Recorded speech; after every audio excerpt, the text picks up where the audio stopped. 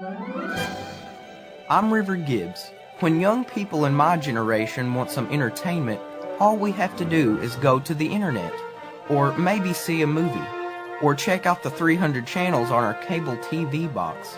But when my grandparents were young, aside from reading a good book or spending Saturday at the movies, the best way to have fun was to listen to the radio. During the next hour, we'll turn back the clock and hear the old-time radio shows young America liked the best. The radio series Old Tales and New was produced by the Minnesota School of the Air. The shows were designed for presentation in that state's public grade schools, but over the years, the series was released and heard at various times on various days on stations around the country. Because Old Tales and New was produced in 14-minute installments, today we'll hear 4 of the shows. Now, Old Tales and New, program number 1, from 1950.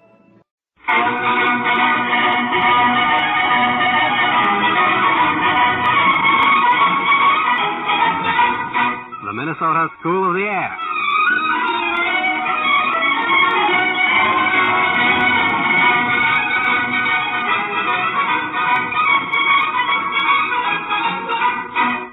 The Minnesota School of the Air presents Old Tales and New, a program for the primary grade. These broadcasts come to you by tape transcription at 11 o'clock each Monday morning and at 2:15 each Thursday afternoon throughout the school year. Today we have an unusual story for you, one about a camel named Cuddle.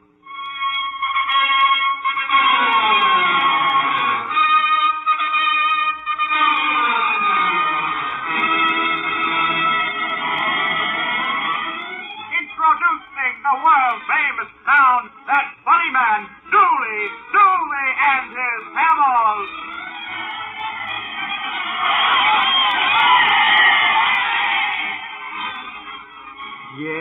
Yes, I'm Dooley, and I'm a circus clown. Yeah, how about you young people? Do you like circuses? Good. I can see we're going to enjoy this visit together, because we both like the same thing. You heard the circus barkers say, Dooley and his camel? Well, that's why I'm here, to tell you all about the camel. This camel. You see, 3 years ago last spring, May it was, 3 years ago last May, we got in a new shipment of animals here at the circus. Everybody came down to the big tent to see the animals as they were unloaded. We got a couple of lions, 2 tigers, 3 new elephants, a whole family of giraffes, about 40 new monkeys, and 5 camels. Now, all the animal trainers were working like mad, while all the rest of us, acrobats, tightrope walkers, popcorn sellers, and clowns, we just sat and watched. It's always pretty exciting when new animals join the circus. Well, when they'd been unloaded, they were herded into their cages and pens. The hardest ones to herd were the monkeys. The most dangerous ones, of course, were the big cats. That's the lions and tigers.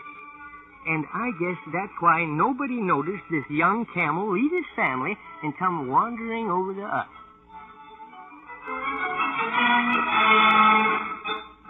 Look at that big cat with you. Biggest lion I ever saw. Look, Dooley. Yeah, I see him. I wouldn't be a lion tamer for anything in the world. Being a plain clown's good enough for me. How about you, Dooley? I wouldn't change either. Being a clown's the one thing I always want. Hey, Dooley, look out, that camel. Camel? What? He'll bite you. Say, where's the keeper?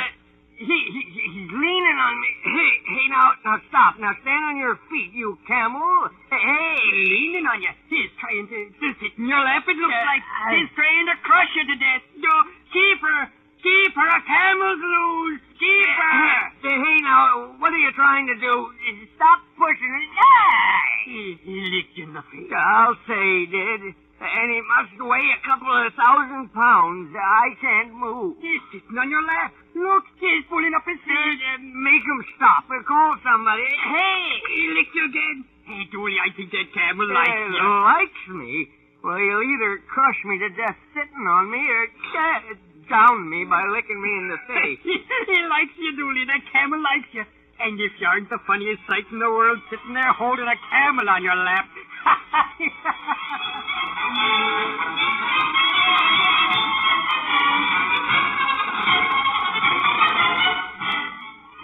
You know, we had an awful time with that camel. Camels are pretty mean animals, usually. And every time somebody got close enough to this one to throw a rope around him and haul him off to the camel pen, well, the little fella'd lash out and snap and try and kick, too. So finally, I made everybody go away, and I talked to him soft and gentle-like, telling him to stand up. Oh, it took a long time, but he finally gave me a big lick in the face and then unfolded those long, bony legs of his and stood up. Well, he still wouldn't let anybody else near him, so there I was. Me, a clown, leading this camel through the big tent back to the camel pen. And you know something? That camel had the happiest look on his face. Why, the circus people laughed till the tears rolled down their cheeks. The two of the tightrope walkers had to hold one another up. They were laughing so hard. Well, I finally got the camel in the pen with the other camels. But when I got the pen door closed, well, you should have seen him race around inside, kicking and snorting and bumping into the other camels. Oh, he was mad. Well, I was a little bit mad, too. I went and washed my face good. And in the middle of my face washing, a thought came to me. I was a clown, and I'd just gotten the biggest laugh I'd heard in years. Well, clowns are supposed to make people laugh at them. That's what they're clowns for, so people will laugh. Well, now, maybe that camel could help me be a better clown. It just might work. I've seen some clowns use trained dogs in their act, and some use donkeys. I once saw a clown ride into the tent each night on the back of a cow. Well, here was a perfectly good two-humped camel who seemed to like me. Now, I can tell you I lost no time getting back to the animal pen, and this camel, why, he was only a couple of years old, but already about 6-7 feet high. Now, this camel came racing over and licked me right through the fence. Oh, that settled it.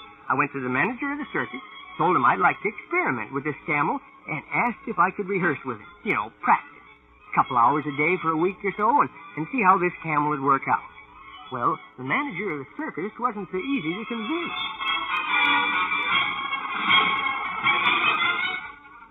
Dooley, you're a clown. You don't know anything about camels. Why, they're vicious. They just as soon give you a big round bite as look in the face. Oh, but you're wrong. With this camel, the one I'm telling you about, he keeps licking me in the face. Camels don't lick, they bite. And they spit. Spit whenever they get mad, which is most of the time. Well, this one licked. He also sat in my lap. What? You ask anybody. The tent was full of people, and this camel picked me out sitting on a bench. He came over, and he sat in my lap. Now, every time I opened my face to ask for help, he licked me. To ask anybody, they all saw it. But camels don't behave like that. Why, I've seen those beasts in the Sahara and in Egypt. Why, they're beasts of burden. They carry 200, 300, 400 pounds of baggage. But they don't like people. Camels just like other camels, not people. Yeah, but this one likes me. And I'm no camel. No, I guess you're not, Dooley. Well, if we suddenly added a camel that likes people to this circus, and you're the one he likes, well, go ahead, see what you can do with him. But if you get hurt, remember what I said. No, I'll remember. And maybe this idea of mine won't work out, but I'd like to give it a try. It might be good for a lot of laughs. A camel sitting in a man's lap. Can't think of anything funnier. A camel sitting. Why, it's the most ridiculous thing I ever heard of.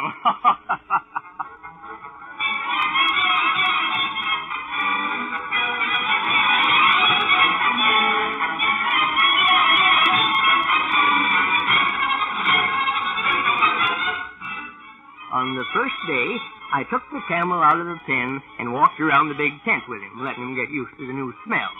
Well, that's pretty important with any animal, you know. Well, after we'd walked around a couple of times, with me talking to him, he gave me a bump with his shoulder that knocked me over, and I sat down hard on a wooden bench. And before I knew it, that camel was sitting in my lap with his legs all folded up, and the happiest look on his face. So he put his big head down on my shoulder and licked my ear. That was the day he got his name. Cuddles. Why, he'd probably seen a small dog sitting on somebody's lap somewhere, and it had given him the idea. Well, I patted him and talked to him and Finally, he stood up and we walked some more. Well, from that day on, Cuddles was more like a big dog than a camel. He'd let me ride him around the circus lot, and he'd follow me every place I went. And then one night, a hot night it was, so hot that we left the tent flap open on the clown's tent when we went to bed. Well, it was about 2 in the morning.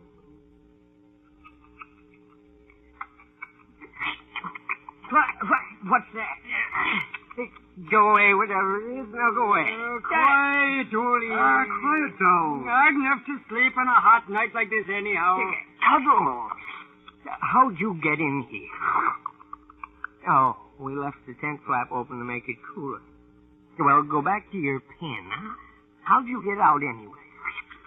Don't tell me somebody left your pen door open to make it cooler. Look. I'll find out in the morning how you got out. Now, Cuddles, lie down there on the ground beside this cot and go to sleep. I'll pat you. And don't lick my face. Now, come on, lie down, Cuddles. On the floor. On the floor, boy. Down. And no, Cuddles, not on the bed. On the floor. Cuddles, take your foot off my chest. Cuddles, stop. On the floor, Cuddles. Cuddles, this cot won't hold both of us. Cuddles, get off. Cuddles, get off. Oh.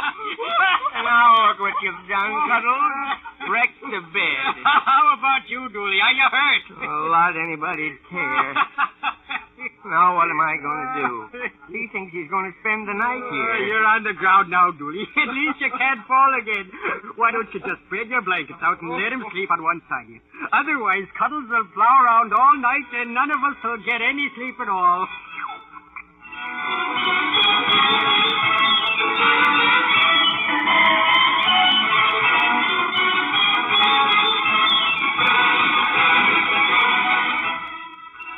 So, to keep the peace, that's what I did.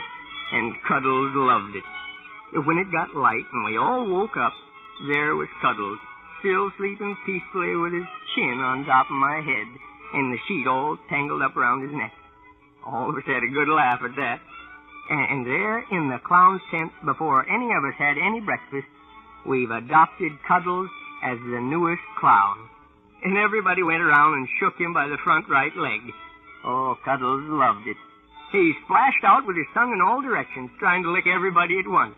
And from then on, nobody was afraid of Cuddles, though he still preferred me. Well, as I said, this all began 3 years last spring. That's right. 3 years ago last May, to be exact. And Cuddles has spent every night since with the clowns in a little tent of his own set up right next to ours. Oh, he has a wonderful time being a clown. Trying to sit in the laps of all the people in the front row and making everybody laugh. He's never missed a show. And he loves the big clown hat we tie on his head. Yes.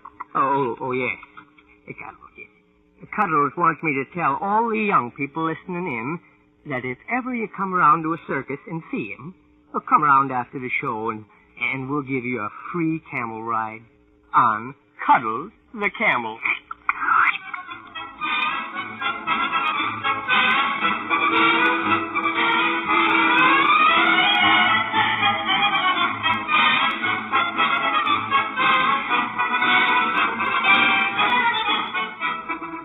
Cuddles the Camel was written for radio by Betty Gerling, produced by Dwayne Zimmerman, assistant producer Don Salper. In the cast were Mark Spink as Dooley, Don Stubbs as the manager, and Al Powers as Cuddle, all members of the University Radio Guild. Music by D. Scheinblum. Our engineer was Larry Larson.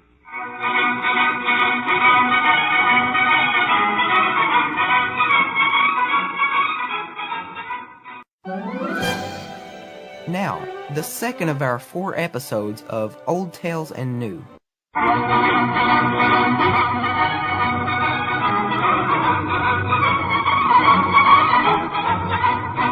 The Minnesota School of the Air.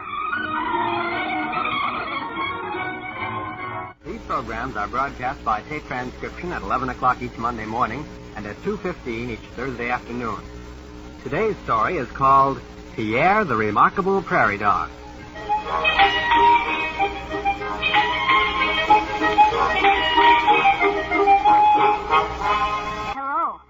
John Carter. And this is Pierre, who is a very remarkable prairie dog. The story is really about Pierre, but it's about me, too. You see, I've always wanted a pet of some kind. We live on a farm, and it gets pretty lonely there sometimes. For almost a year, I told my dad and mother that I wanted a pet. I wanted something different from the kind I usually had. Well, this story is about how I got the pet I wanted, but it takes two of us to tell the story. So I'm going to let Pierre tell you his part first. All right, Pierre, I'll go feed the chickens while you tell your part. Goodbye. Now that John's gone, I better get busy with my part of the story. It began a long, long time ago when I lived in Prairie Dog Town, about a mile from John's father's farm. There were so many of us living there, too. The day I remember best was Thanksgiving Day. The Thanksgiving Day a year ago. Pierre, you're not eating a thing. What's wrong with you? I guess I'm not hungry, Molly. I don't understand it. Indeed, I don't. Why, a few hours ago, all you could talk and think about was how much you would eat. Really, Pierre, there must be something wrong with you. I guess so. Are you sick? I don't think so. Are you tired? Not especially. Did someone hurt your feelings? Oh, no, Molly. The dogs here are the nicest in the world. Well, now, I don't want to interfere, Pierre, but really, I do think you should see Dr. Roger Dog. There must be something wrong. I guess you're right, Molly. There must be something wrong.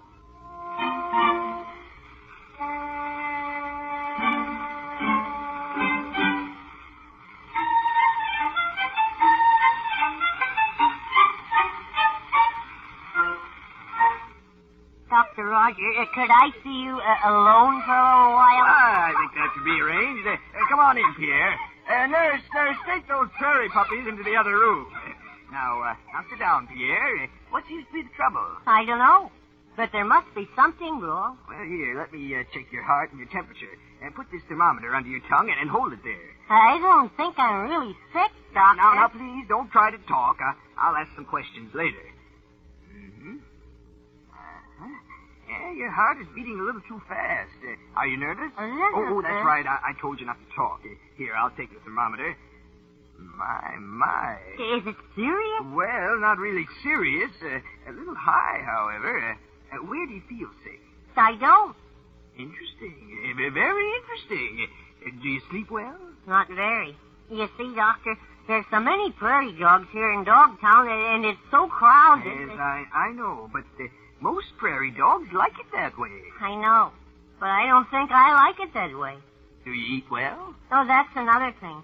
I don't even feel like eating. I get awfully hungry, and then I sit down to eat, and there's so many dogs around, I just can't eat. Very interesting. Now tell me, Pierre, are you nervous? Do noises bother you, things like that? Well, not at all. Yeah, well, there is one thing that bothers me. It seems to me I'm always bumping into another dog or knocking some little puppy off its feet when he's just learning to walk, and that scares me. Well, Pierre, after considering everything, I think you should find a home of your own. But where can I go, Dr. Roger? Most city people move to the country to get away. Anyway, that's what I've been told. Well, that's true. And it wouldn't do you much good to go to the city. And I'm already living in the country. Well, why don't you go out and dig a home for yourself? You wouldn't have to live in Dogtown, you know. You're very remarkable for a prairie dog, Pierre. You're the only one I've ever known who wanted to live alone. I know. Well, I guess I better start digging.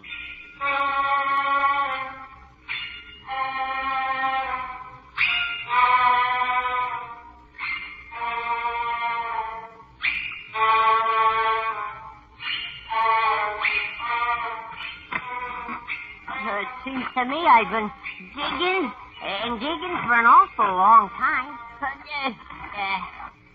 I guess I'll just dig a little further and...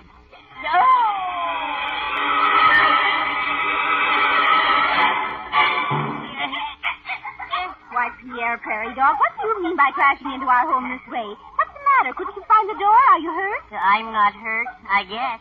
Honest, Molly, I didn't mean to dig into Dogtown. I was just digging a home for myself. It seems everywhere I dig, I fall into some part of Dogtown. Well, why do you want a home of your own? Aren't you satisfied with Dogtown? Aren't the puppies and dogs good to you? Oh, everyone's just fine. It's just that I want to be alone. I want to live nearby so I can visit you, but Dr. Rogers says I need to be alone. I'm nervous. Well, I doubt very much if you'll find a place on this prairie where you won't just dig back into Dogtown. Oh, our town is very large. I know, but the prairie's big, too. So, well, goodbye. And I'm sorry I bothered you. Oh, you certainly are a remarkable prairie dog, wanting to live alone. But I hope you find a home of your own. Goodbye, and good luck.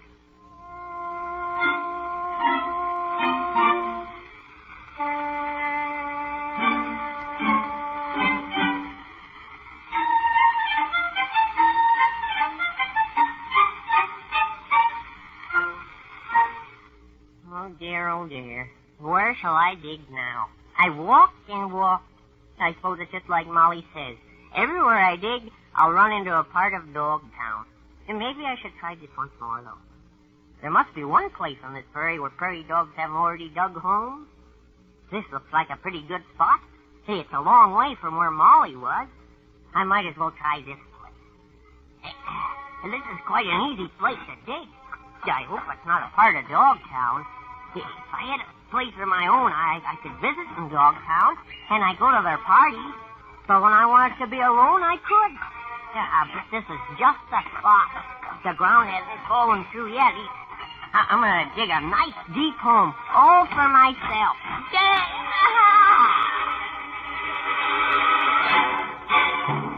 Oh. Well, hello there, Pierre. Welcome to my office. Don't you like to come through the door? No, I mean yes. Oh, dear, what do I mean? I'm sure I don't know, Pierre. Dr. Roger, I can't find a home of my own. Well, I don't understand what that has to do with your falling through the ceiling instead of coming in the door. Oh, I'll tell you. Well, pick yourself off the ground and then tell me. All right. There. Now, what was I going to say? You were going to tell me why you came through the ceiling. So, yeah. Well, you see, I was looking for a place to live. I've tried digging a home all over the prairie, and as soon as I start digging, I fall into some part of Dogtown. So far, I haven't been hurt one bit. But I got so many black and blue spots under my fur, I can hardly move. That's too bad, Pierre. I'm afraid our plan isn't working out. No, I'm afraid not. Say, can't you think of any other way to help me? I guess you just have to go on the way you have been living. Maybe someday something will happen. I hope it happens soon.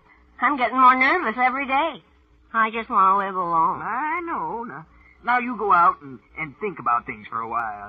Maybe you'll be able to figure something out. I'll do that. And if I do think of something, I'll let you know. Well, that's fine. And good luck to you. Goodbye. And I'm awful sorry I fell through the ceiling. Oh, don't let it bother you. Goodbye.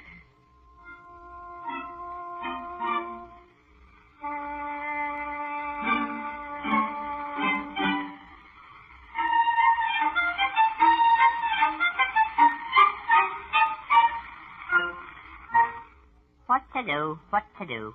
Oh, dear, what shall I do? Look, Dad, there's a prairie dog. Here comes some people. I think I'll just stand here. And maybe they can help me. Yes, it's a prairie dog, all right. As soon as he sees us, he'll just run away. He hasn't run away yet, Dad. So I see. But he will. I've never known a prairie dog that didn't run when he saw people. Maybe this one is different. He certainly seems different, John. I don't understand why he just sits there. I'm going up there and talk to him, Dad. All right. But be careful. You may run when you get closer. All right. I won't run. I'm going to let John come right over here. He looks like such a nice boy. Hi, prairie dog. Huff. Hey, Dad, he answered me. Huff, huff. I think he wants to talk some more, don't you? Yes, he certainly does seem friendly. I can't understand it. I think he wants to be friends. Prairie dog, would you like to come home with me? Huff, huff, huff. He does, Dad. He does want to come home with me. May I take him home? Could he be my new pet? I've never heard of anyone having a prairie dog for a pet. Please? Well... I'll take good care of him. Well, all right. Look, Dad, he's letting me pet him. Yes, he certainly is friendly. Prairie dog, you can come home with me. Aren't you glad? See, Dad, he's as glad as can be. Why, look, John. He's running away. I'm going to run after him. Prairie dog, come here. Hey, Dad, he ran down the hole. He probably ran back home. Now, come on, John. We'd better get to our home, too. I'm sorry he didn't stay with you. I don't think he's gone away for good, Dad, though. I'm going to stay right here and wait. If he doesn't come back in a little while, I'll come home. If you're going to wait, then I'll wait, too. He certainly seemed happy. Maybe he will be back. I hope so, Dad.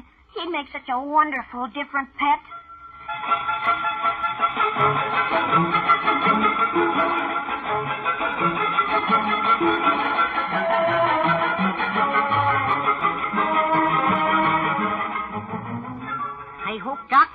yours, then. I'll tell him I'm going to go to John and stay at his house. And then he can tell everybody else. Oh, there he is, sitting at his desk. Dr. Roger, could I talk to you alone for a minute? Well, of course, Pierre. Now, run along, dogs. I must talk to Pierre. I found a home. Well, good for you. Where is it? It's on a farm. There's a little boy named John, and he wants me for a pet. I'm going right away. Will you tell the others? I certainly will. And don't forget to come back and visit us once in a Oh, while. I won't. But I've got to hurry now before he leaves. Goodbye. I'll be seeing you. Yeah, goodbye, Pierre, and good luck. I'm really happy now. I got a home all my own.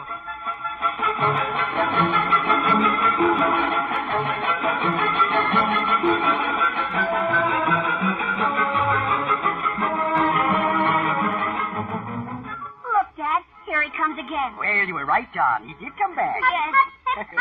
Come on, Prairie Dog. You and I are quite girls and boys. Pierre came home with me, and we went over a whole list of names. Way over 100. And when we came to Pierre, well, he barked so happily, I knew that was his name. And now he has a house all his own. It's our old doghouse with a fresh coat of paint on it.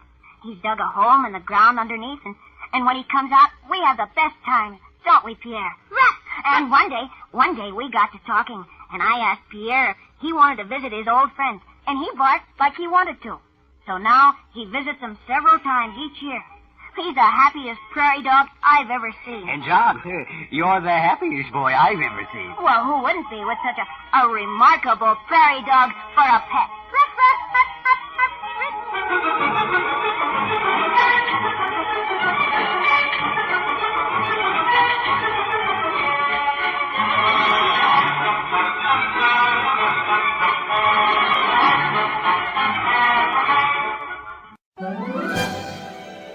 Now, the third of our 4 episodes of Old Tales and New.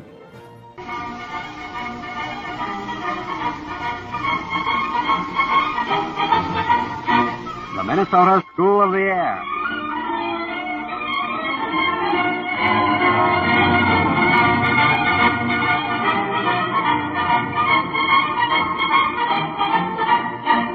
The Minnesota School of the Air presents Old Tales and New, a program for the primary grade.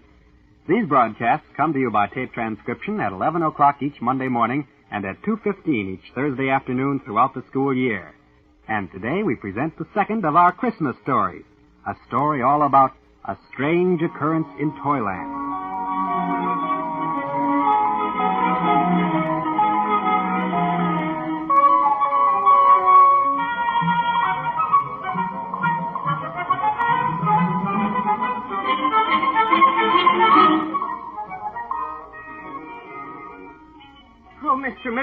Mr. Middlewilly, sir, there's another one here. Hey, Mr. Pundy? Another what? Hey, what's the matter, man? Another customer, Mr. Middlewilly. Well, sell her a toy. Perhaps a teddy bear. That's what a toy shop is for, Mr. Pundy.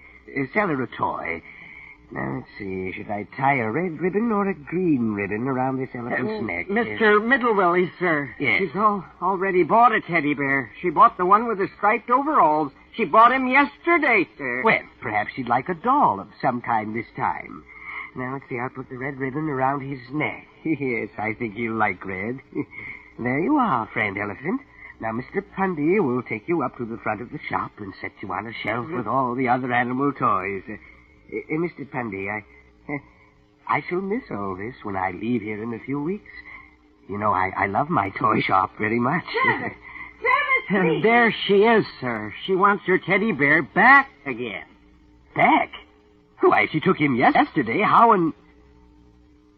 Oh, no, Mr. Pundy. Yes? The teddy bear didn't. Yes, Mr. Middlewilly. The teddy bear came back? It must have been during the magic hour last night. Oh, dear. At midnight, when the toys wake up. The teddy bear came back. I saw him when I dusted this morning. But I'd hoped you'd made another just like it. I say, seriously, I want to talk to the toy maker himself. She wants to talk to you, Mr. Middlewilly. She's angry. Oh, well, I'll go talk to the poor woman.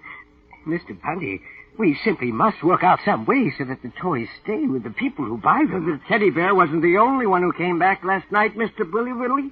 What? Why, there's the yellow clown that you sold yesterday morning, and the medium-sized giraffe, and the 3 bear family. Oh, dear. Answer the phone, Mr. Pundy. I'll talk to the lady. Oh, this all started as soon as I decided to sell the shop to Mr. Pundy and retire from business. Before that, when we sold a toy, the toy stayed with its new owner. Oh, dear, now they all come back.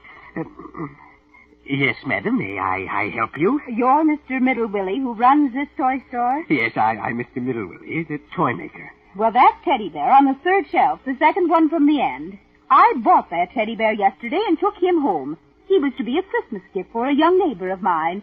When I looked for him this morning, he was gone. And there he is. Now, I paid for him, and I want him back. This teddy bear, madam? Why, his price tag is gone, so he must have been sold. I don't know exactly how to explain it, but lately the toys have been coming back during the magic hour that starts at midnight. Well, here, I'll wrap him up for you again. Well, that's very strange. You know, I heard a story when I was a small girl that toys always find their way back to where they want to be, to the people they love the most. But, of course, it couldn't be true. They're just toys. Yes, they're just toys. Well, here's your teddy bear, madam. Thank you. I do hope you'll be a bit better behaved this time. Is there anything else you'd like today?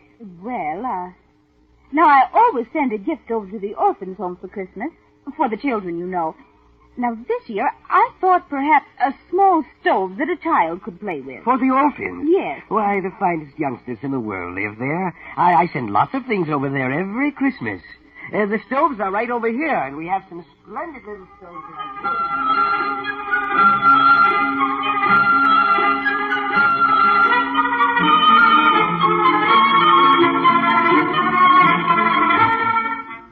Mr. Middlewilly, all the rest of the toys we sold yesterday that came back here last night, they were all picked up again by their owners. Mr. Jacobs was the last. He came for the yellow clown at 4:30. I don't understand it, Mr. Pundy. I don't either, sir. And I must say that the people who called and came in for their toys, they didn't exactly understand it either at first. In all the years I've run the toy shop, this has never happened before. And here it's almost Christmas. Why, it'll ruin the business unless the toys will stay with the people who buy them. Well, this is the 3rd time the yellow clown came back, sir. Mr. Jacobs said if he did it again, we could keep him, sir. He's a nice clown. I shall miss the clown, all the other toys, when I turn the shop over to you, Mr. Pundy. What will you do, Mr. Middlewilly, when you stop working? Well, Mr. Pundy, I have no family, so I think I'll just turn my home into a kind of a toy shop and make toys just for fun. Yes. And I give the children at the St. Martin's Orphans' Home. I give them the toys. Yes, I'd like to do that. Mr. Middlewilly, what if... What, Mr. Pundy? Mr. Middlewilly, what if the toys you make won't stay with the orphans but keep coming back to your house? Why, I'm sure they wouldn't do that. Would they, Mr. Pundy? I don't know, sir. I really don't know. Well, neither do I, Mr. Pundy. And it's getting late. The doors and windows are locked. As if locked doors and windows could keep out a toy that's magical at midnight. Well, good night, Mr. Pundy. Good night, Mr. Middlewilly. And try to hope for the best, sir. Good night.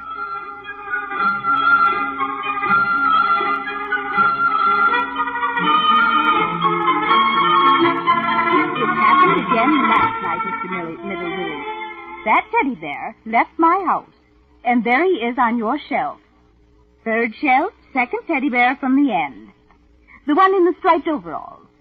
And what's more, Mr. Middlewilly, that teddy bear carried the small stove I bought for the children's home. He carried it right back here, because there it is on the table by the door. And that stove couldn't have gotten back here by itself unless the teddy bear carried it. Oh, dear, dear. The stove, too. And there's Mr. Jacobs' clown again. I don't understand this a bit, Mr. Middlewilly. I've been buying toys here for years, and this has never happened before. Well, I don't understand it either, madam. They seem to want to stay here. Well, I happen to be coming downtown anyway, so I thought I'd stop by and pick up my things. And by the way, I wondered if you might have a small bonnet for a doll. I've dressed a doll for Christmas for a young niece of mine. Bonnets, yes. We have bonnets right in this case here. Blue bonnets, pink bonnets, and white bonnets. A white bonnet, I think, with lace about the brim. This one? That will do very nicely, Mr. Middlewilly. Yes, it's a lovely bonnet. That'll be 35 cents, ma'am. Well, looks very lovely on the doll. Here you are. I'll answer it, Mr. Middlewilly. Thank you, Mr. Pundy. I'll wrap the bonnet in its small box right with the stove and the teddy bear. Yes, I'm certain the children who get these things for Christmas will be awfully... Mr. Middlewilly. Yes, Mr. Pundy. Mr. Middlewilly, it seems the yellow clown came back again last night. Mr. Jacobs is on the phone. He's quite upset.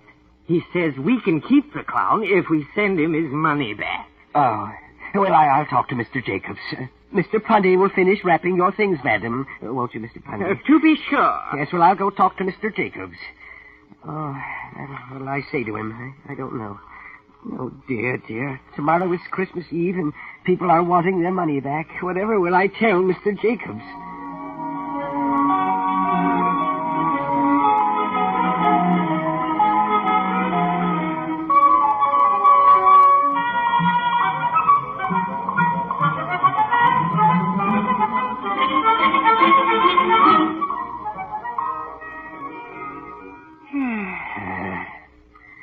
Merry Christmas Eve, Mr. Pundy. Merry Christmas Eve to you, Mr. Middlewilly. Mr. Pundy, have you looked at the shelves of toys this morning? I have, Mr. Middlewilly. Then you've noticed that all the toys are back. Some that we sold a week ago. They came back last night. The teddy bear carried the stove back again. I think he must have worn the bonnet. He couldn't have carried that, too, without wrinkling it. Yes, I thought the same thing. He wore the bonnet. In a moment, everyone will be calling up and coming in again. Mr. Middlewilly, they'll all be quite upset. Yes, they will. What will we do, Mr. Middlewilly? Well, I think we must give all the people their money back like we gave Mr. Jacobs his money back for the clown. You mean we can't ever sell these toys to anybody? Mr. Pundy, do you remember the lady that bought the teddy bear and the stove and the little white bonnet with her lace? Oh, she was the lady that wore rubbers. I remember her. Well, she was in here the other day, and she told me a story she'd heard when she was a very little girl. She said that she'd heard that toys always find their way back to where they want to be, to the people they love the most. Oh, what an odd thing for the lady with the rubbers to have said. Mr. Pundy, last night I stayed up until nearly 10 o'clock thinking. You did, Mr. Middlewilly? I did. I thought about what the lady said. I think, Mr. Pundy, that these toys must love me. Why, of course they do, Mr. Middlewilly. That's why they come back.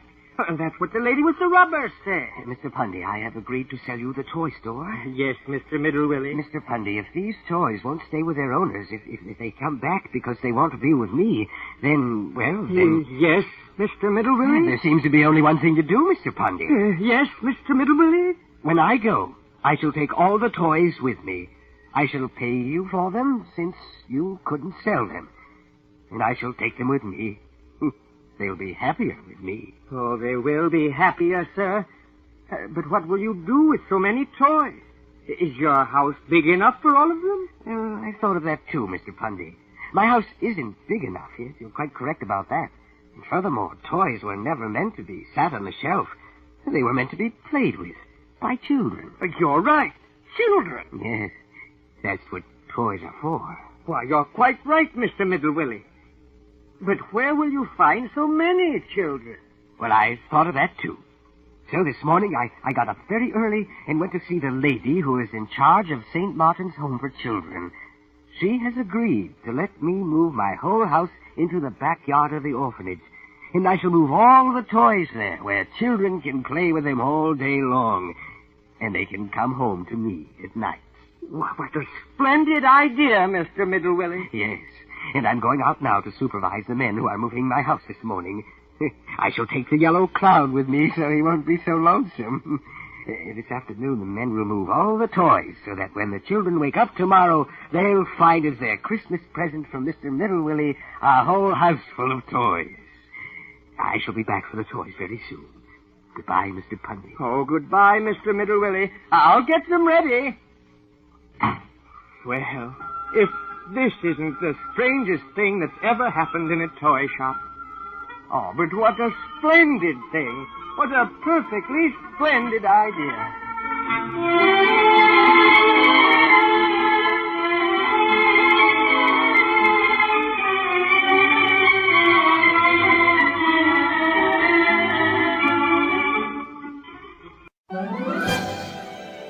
Now, the fourth of our episodes of Old Tales and New as heard in the early 1950s.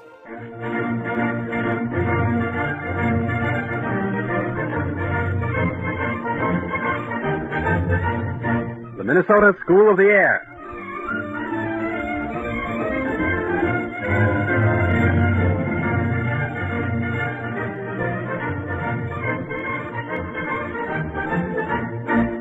The Minnesota School of the Air presents Old Tales and New, a program for the primary grades.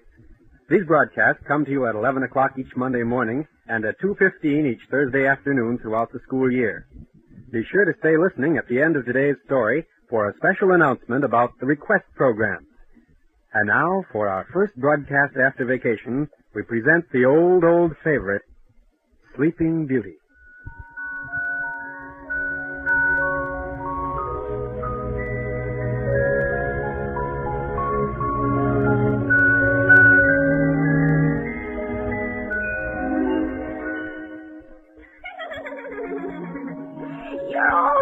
To think it very, very strange that I tell this story of Sleeping Beauty. You're going to think it very strange indeed. But really now, when you come down to it, no one has a better right to tell the story of Sleeping Beauty than I have. I'm the wicked fairy. And it would never have happened if it hadn't been for me. And me. Me too, you wicked old fairy. Yes, you're to blame too. There's no denying that. This small boy is to blame for all that happened just as much as I am, really. Only what I did was an accident. Excuse me, I'm the announcer. What has this arguing got to do with the story of Sleeping Beauty? Well, she's a wicked fairy who cursed the little princess at her christening. And he's the page boy who lost the letter inviting me to the ceremony. Well, I'm just as confused as ever. Look, why don't we tell the story as it really happened with each of you playing your proper parts? Then I'm sure we'd all understand.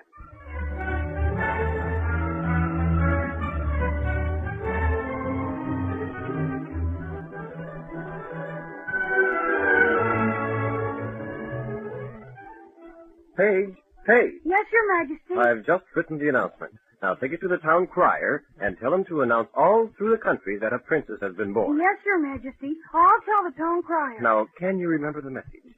That he's to announce it through all the country? I'll try. Well, you do forget at the most important times. Now, one more thing. There's to be a party the day the young princess is christened. A party? Yes, a party. Kings and queens from all the surrounding countries will come. And one thing more. There are a pile of envelopes on the hall desk. Now, will you take them on your way out and mail them, please? They are special invitations to all the good fairies to come to the christening. Mail out invitations. That's right. Now, we promised to let the fairies know the time of the ceremony so that they could each bring their new little princess a good wish for luck. Now, you'll not forget the letters. I'll try. But really, it's an awful lot of things to remember. Well, you must try extra hard and be very careful. Now, the christening is to be Sunday at 2 o'clock. It will be all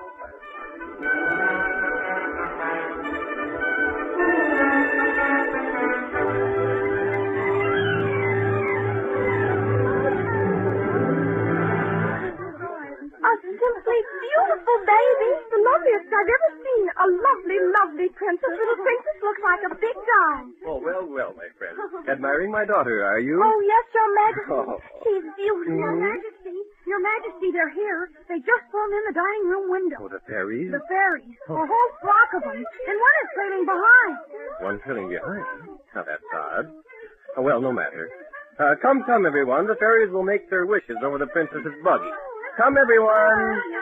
All right, now, quiet, everyone, quiet. I wish for the young princess good health all her life. I wish for the young princess beauty. I wish for the young princess wisdom. Stop! There is one more wish for the little princess. Oh, look, it's the one that trailed behind the other. Boy, does she look mad. You did not see fit to invite invite me to the christening, but I've come anyway, Your Majesty. Why, we invited all the fairies. My wife, the Queen, made out the list herself. Yes, she did. Well, I didn't get a letter. And all the rest did. I'm quite angry about it. And this is my wish for the princess. Oh, sister, no, you must not wish harm to a baby. A fairy cannot wish harm, as you very well know. But a fairy can wish for sleep for the princess. Much sleep. 100 years of sleep.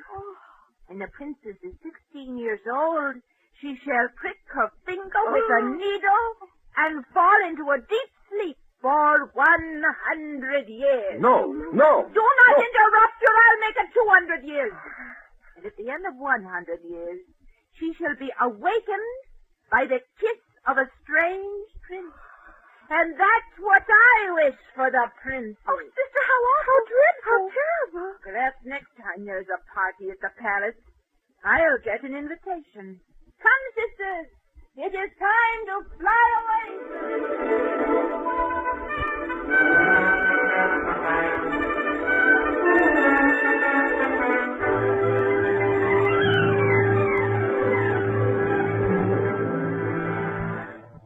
But they were all invited. I counted the letters myself. 4 of them there were. 4. Yes? 4. Just how many did you mail, young man? 3. There were just 3. There were 4. 1, 2, 3, 4. 4 fairies were invited to the party. 4 letters. Oh, I picked them up off the desk in the hall and put them in my pocket and walked to the mailbox and took them up. Uh-oh. What is the matter? I just found this one in my pocket. I guess I didn't take them all out of the mailbox. I guess. Didn't take them all out of your pocket. Boiling oil, what a thing to do. You are hereby delegated to hunt out and destroy every single needle in this kingdom. When the princess is 16 years old, not a needle is to remain for her to prick herself on. Understand?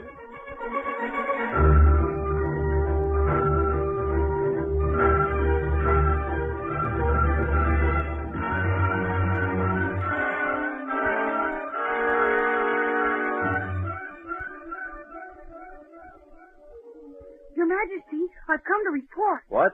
Oh. It's you. Well, yes, I've been expecting you. It's been 16 years, Your Majesty. I've been looking for needles for 16 years. Ah, yes.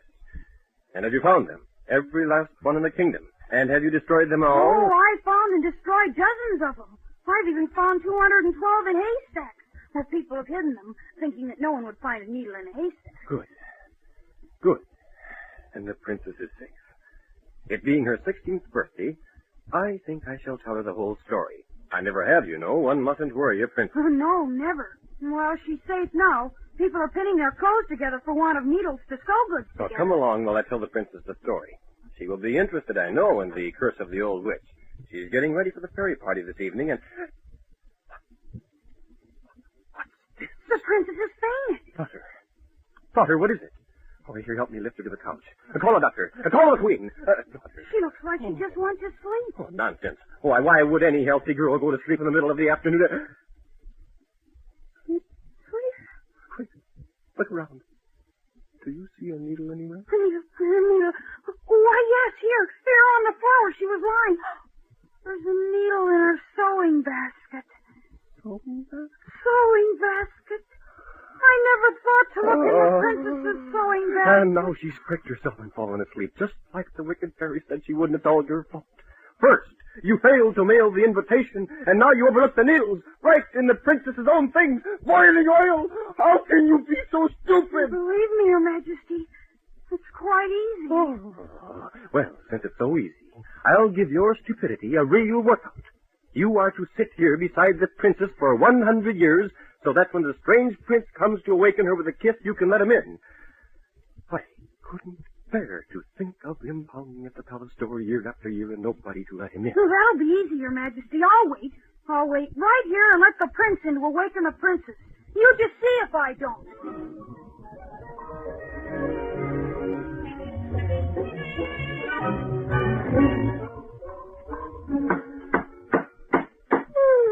I wonder who that could be.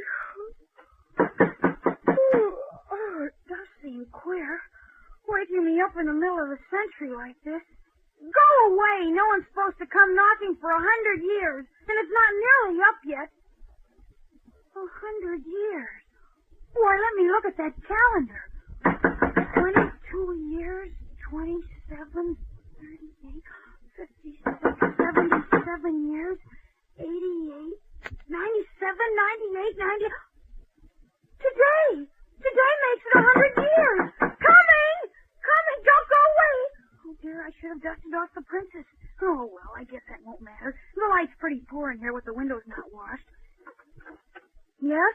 Is this the palace of the beautiful princess who has been sleeping for 100 years? Yes, it is. Come right in. Or right this... Oh, watch your step. I haven't done much straightening up in the last 20 years or so. Ah, there she is. On this couch. Why, she's lovely. She's beautiful. When I heard tales in faraway countries of her beauty, I scarcely believed. May I kiss her? Yes. Yes, by all means. Oh, just a minute. You are a prince, aren't you? Her father gave me strict orders about that. Oh, yes. My name is Rupert. Prince Rupert. Now may I kiss her? By all means. That's what I've been waiting for.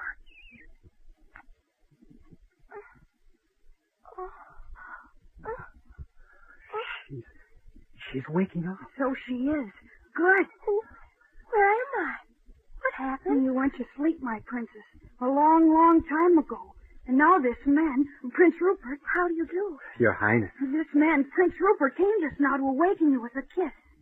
And that he has done. So I have, my princess. I have awakened the most beautiful girl in the world. And I'd like her to be my wife. Why, Prince Rupert. Say you will marry me. I've come so far searching for you. And you are so lovely. I will marry you, Prince Rupert. I give you my promise. Loyal, who can that be now? Another prince? But I like this one. Send the other one away, Paige. The princess says to go away. Oh, it's you. Yes, it's me. Is the princess away? Oh, just woke up a minute ago. But I don't think I ought to let you in. Nonsense! I have a good wish for her, and I've waited all these years. Ever since I found out it was you who were to blame about that invitation. I waited all these years to give her a good wish. You can't possibly keep me out now. No, I suppose I can. Well, who is this that comes visiting? I am a fairy, Your Highness. The same fairy that through a fit of anger put you into this deep sleep. Oh. But I found out how wrong I was, and now that you found your prince, well, I've come with a good wish for you both. You have? A good wish? Oh, what is it, good fairy? And will it come true? My wishes always come true, young man. I hope you both will marry and be happy forever and ever afterwards.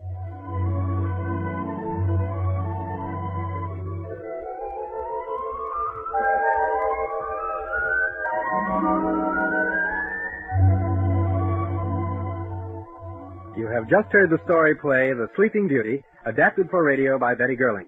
In the cast were Jerry Gerald, Rog Erickson, Connie Muhlbach, Peg Baskerville, and Agnes Thorpe. This program was produced by Don Salper, engineered by Phil McTaggart, with sound and music by Dee Scheinblum. All are members of the University Radio Guild.